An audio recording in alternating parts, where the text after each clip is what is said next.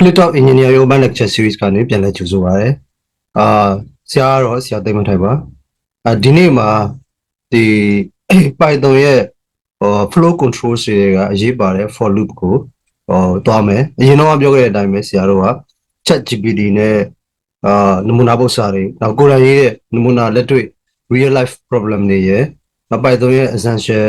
ဒီ basics တွေကိုမြန်မြန်ပြတ်အောင်ပေါ့အဲ့လိုတွားမှာဖြစ်တယ်တွက်ဖက်ပြီးတော့သင်ပါပေါ့အဲ့တော့အခုတော့ follow ကိုဆရာတို့တန်းကြည့်လိုက်အောင်အဲ့တော့ပြီးခဲ့တဲ့ဘက်ကဆရာတို့ if ကိုကြည့်ထားတာပေါ့ဒီနေ့ကတော့ for ကိုကြည့်အောင် for မှာဒီ computer programming မှာ for loop ကဒီဘာအတွက်သုံးလဲဆိုလို့ရှိရင် iteration လုပ်ဖို့အတွက်သုံးတာနော်အဲ့တော့ iteration ဆိုတာဘာလဲကိုတစ်ချက်ကြည့်အောင် iteration ဆိုတာ computer programming မှာ execute ပေါ့တွက်တယ်ဟုတ်နော်same set of statement တွေအစုကိုဟိုပါပေါ့ပတ်နေမယ်ဟုတ်နော် loop ပတ်ပြီးပတ်နေမယ်နော် many times ပေါ့နော်အချိန်အများကြီးပတ်အဲ့ဒါကို iteration လုပ်တယ်လို့ပြောတယ်ဟုတ်နော်ဒါဆိုလို့ရှိရင်ဒီ iteration လုပ်တာဒီလှုပ်ဆောင်မှုအတူတူကိုဒီလှုပ်ဆောင်ချက်ကိုပဲထပ်ခါပြန်ပြီးတော့ဟိုပတ်ပြီးတော့လုပ်တာကို iteration လုပ်တယ်လို့ပြောတယ်ပြီးရင်တော့လက်တွေ့နမူနာလေးနဲ့ရှင်းသွားလိမ့်မယ်ဟုတ်နော်အဲ့လို iteration လုပ်ချင် Python မှာဒီ for loop နဲ့ while loop နှစ်ခုကိုသုံးလို့ရတယ်ဒါနော် for loop ရှိမယ် while loop ရှိမယ်အဲ့တော့ဒါဆိုသုံးနှစ်ခုပွားခြားချက်ကိုကြည့်အောင် for loop ဒီဘာကြောင့်တုံးမလဲဆိုလို့ရှိရင် loop ကောင်ကိုသိတဲ့အချိန်မှာဆိုလေတော့ run မဲ့အချိန်ရအတွက်ဘယ်နှချိန်သိတယ်လဲကိုသိတဲ့အချိန်အဲ့တော့ loop count base iteration ဘာကို control အတွက် for loop ကိုသုံးပြီးတော့ while loop ကကြတော့ condition based သုံးမယ်သူကကြတော့ဘယ်နှချိန် run ရမယ်ဆိုတဲ့အချိန်တွေကိုမသိဘူးဒါပေမဲ့ဘယ်ကုတ်ပဲချိန်မှာ run မလဲဘယ်ချိန်မှာရပ်မလဲဆိုတဲ့အခြေအနေကိုသိတယ်ဟုတ်နော်သူနှစ်ခုရဲ့ကွာခြားချက်ဒီအဲ့ဒါပဲပေါ့အဲ့တော့ပြန်ပြောရရင် iteration မှာပဲနှစ်မျိုးသွားလို့ရတယ် run ရမယ့်အချိန်ရဲ့အတွက်တိကျသိလို့ loop count နဲ့ control လုပ်ခြင်းရင်for loop ကိုသုံးပြီးတော့အခြေအနေနဲ့ control လုပ်ခြင်းရင် while loop ကိုသုံးတယ်အဲ့ဒီထဲမှာဒီနေ့ကို for loop ကြည့်မယ် example နှစ်ခုကိုပြန်ကြည့်လိုက်မယ်ဒါနော်အဲ့တော့ for loop နဲ့ iteration လုပ်မယ်ဆိုရင်ရေးရမယ့် syntax ကိုတစ်ချက်ကြည့်ကြည့်အောင်ပထမဆုံးကတော့ဒီ Python မှာ for loop ရေးရမယ်ဆို for ဆိုတဲ့ keyword ပါရမယ်ပြီးရင် name ပါရမယ်ပြီးရင် in ဆိုတဲ့ keyword ပါရမယ်အဲ့ပြီးတော့နောက်မှာ iterable တစ်ခုရှိမယ်အဲ့ပြီး colon ရှိမယ်ပြီးရတဲ့ for အောက်မှာလုံးမဲ့ statement အားလုံးဒီတက်ခုံပြီးတော့ statement တွေကို for ရဲ့အောက်မှာရေးဒါနော်အဲ့ for အောက်မှာလုံးမဲ့ statement တိုင်းဒီမှာတက်ခုံပြီးတော့ရွှေ့ပြီးသားဖြစ်နေရမယ်အဲ့တော့မဖြစ်မနေပါရမှာဒီ for ဆိုတဲ့ keyword ပါရမယ် name ကတော့ကိုကြိုက်တဲ့ name ပေးလို့ရတယ် in keyword ပါမယ် iterable colon ပြီးရတဲ့ tab statements အဲ့ဒါမျိုးရေးမယ်ဟုတ်နော်အဲ့တော့ဒါဆိုကြည့်အောင်ဒီမှာရှိ iterable ဆိုတာဘာလဲပြော iterable ဆိုတာ element တစ်ခုထပ်ပို့ပြီးတော့အဲ့ element တွေကိုပြန်ပြီးတော့ဖြီလို့ရတဲ့ဟို data structures ဒါမှမဟုတ် array အဲ့လိုဟာတွေကို iterable လို့ပြောမယ်ဥပမာဆိုပါဆို list iterable ဖြစ်တယ်အဲ့လိုပဲ dictionary ဆိုလို့ရှိရင်လည်း iterable ဖြစ်တယ်ဒါနော်အဲ့လို iterable ဖြစ်တဲ့ဘယ် data structure ပဲဖြစ်ဖြစ် data type ပဲဖြစ်ဖြစ် iterable နေရာမှာဝင်လို့ရတယ် iterable နေရာမှာဝင်မဲ့ကောင်ဒီ element တစ်ခုထပ်ပို့ပါပြီးတော့အဲ့ element တွေပတ်ပြီးတော့ပြန်ထုတ်လို့ရတဲ့ data structure ဒါမှမဟုတ် data type ကို iterable လို့ပြောတယ်ဒါအဲ့နေရာမှာ iterable ဖြစ်တဲ့ name ပေါ့ list ဆို list name dictionary ဆို dictionary ရဲ့ name ထည့်လိုက်မယ်အဲ့ပြီးတော့ for loop ဒီ data ရေးထားပြီးရင်အဲ့ iterable တွေကတစ်ခုစီဖြစ်မယ် for loop ပထမတစ်ခါ run ရင် iterable တွေက first element လာမယ်အဲ့ဒါကို name ဆိုတဲ့ variable နဲ့တွဲမယ်တွဲပြီးအဲ့ name ကိုအောက်မှာ statement အုပ်စုထဲမှာခေါ်ပြီးတော့သုံးလို့ရတယ်နောက်ဒုတိယတစ်ခါ run ရင် iterable ရဲ့ဒုတိယ element ကို name နဲ့တွဲမယ်အဲ့ name variable ရဲ့တန်ဖိုးအောက်မှာခေါ်ပြီးတော့သုံးလို့ရတယ်အဲ့ဒါဒီ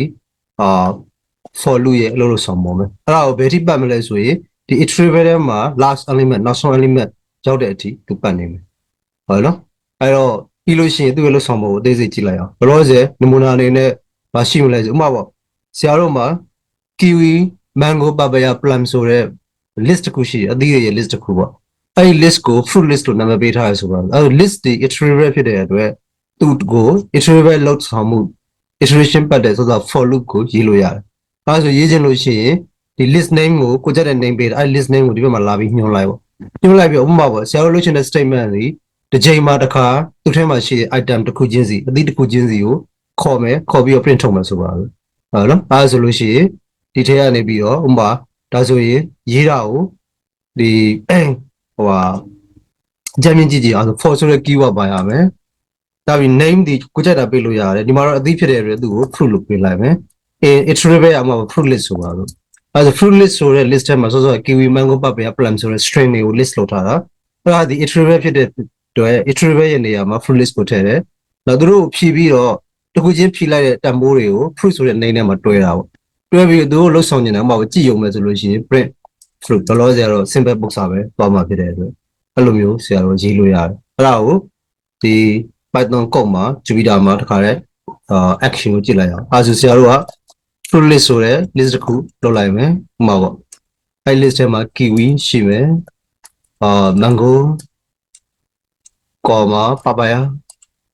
papaya ရှိမယ်ပြီးရင် plum ရှိမယ်ဟုတ်နော်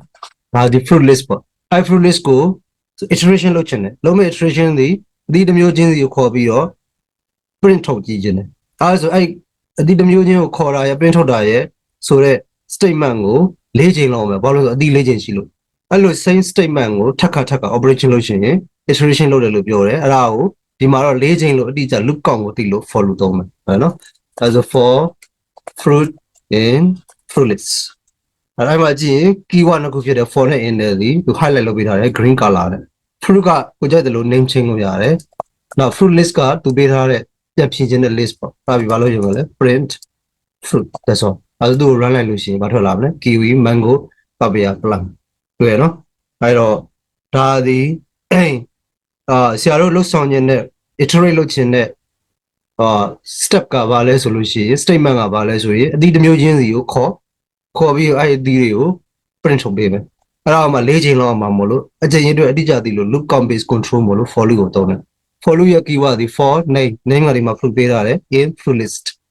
fruit list ဒီ iterate ပဲပေါ့ဒီနေရာမှာ list ပေါ့တခြားလည်းရတယ်နော်ဒီမှာတော့ list နမူနာပြထားလို့အဲ့ပြီးတော့ print fruit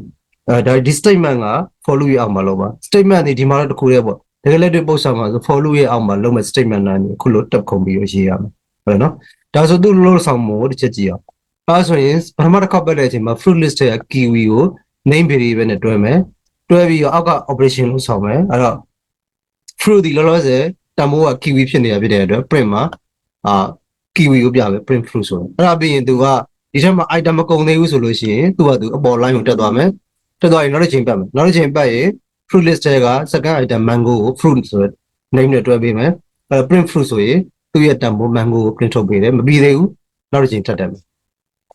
နောက်တစ်ချိန်ထပ်တက်ရင် papaya ဖြစ်မယ်ဒါဆို fruit က papaya print ထုတ်လိုက်ရင်ဒီမှာ papaya ပေါ်လာပြီမပြီးသေးဘူးနောက်တစ်ချိန်ထပ်တက်မယ်နောက်တစ်ချိန်ထပ်တက်လို့ရှိရင် plum အဲဆို fruit loop back ပြီးတော့ print fruit လုပ်လိုက်ရင် plum ထွက်လာတယ်နော်အဲ့တော့ဒါပေမဲ့ plan ပြီးသွားရင်သူဒီ last element ဖြစ်တာဖြစ်တဲ့အတွက်နောက်ဆုံးသွားပြီပေါ့အဲဆိုထပ်မပတ်တော့ဘူးဒီ for loop ကနေထွက်သွားပြီ for loop ကထွက်မထွက်သိချင်ရင်အောက်က for loop နဲ့မဆိုင်တဲ့ဟောပေါ့string တစ်ခု print ထုတ်ကြည့်အောင်ဟောပေါ့ for loop completes for loop ပြီးပြီပေါ့အဲဆိုဒီမှာ for loop completes ဒီ step ခုံမထားဘူး for loop အောက်မှာရှိမနေဘူးဟာနော်သူဒီ home position for loop နဲ့အတူတူ position ဖြစ်တာဖြစ်တဲ့အတွက်သူဒီ for loop ရဲ့အပြင်မှာဖြစ်သွားတယ်ဒါဆိုရင်ဒီကောင်ဒီ for loop ၄ချိန်ပတ်ပြီးမှသူထွက်လာမှာပေါ့ကြာနော်အဲဆို run ကြည့်လိုက်လို့ရှိရင်မတွေ့နော် for loop ၄ချိန်ပတ်တယ် print ၄ခုထုတ်တယ်ပြီးရတယ်ဘာလုပ်လဲဆိုလို့ရှိရင်သူကfor loop complete ဆိုပြီးတော့ loop ပြီးကြောင်းကိုပြတယ်ဟုတ်တယ်နော်အဲ့တော့အဲ့ဒါဒီဆရာတို့ရဲ့ for loop ရဲ့ simple example ပေါ့ဟုတ်ပြီနော်နောက် for loop ရဲ့လှုပ်ဆောင်မှုပြတာပေါ့အဲ့တော့ဒီဗီဒီယိုမှာ for loop ရဲ့iteration ကို loop count based control လုပ်ချင် for loop ကိုရင်းနှီးကိုနမူနာလေးနဲ့ကြည့်ခဲ့တာပေါ့ပြန်ပြောရရင် for naming iterable statements အဲ့ဒါနဲ့ဒီနမူနာရှိရနောက်ဗီဒီယိုတွေမှာ for loop နဲ့ပတ်သက်တဲ့တခြား iterable တွေကိုင်နာနောက်အဆင့်မြင့် operation တွေလုပ်ဆောင်တာတွေကိုပြမှာဖြစ်တဲ့အတွက်နောက်ဗီဒီယိုလေးကိုဆက်ကြည့်ဖို့အားလုံးကိုဖိတ်ခေါ်တယ်နောက်မိတ်ဆွေတင်ငယ်ချင်းများနဲ့လည်းဆရာ channel ကိုပြဝေပေးပါဦးအားလုံးပဲ bye bye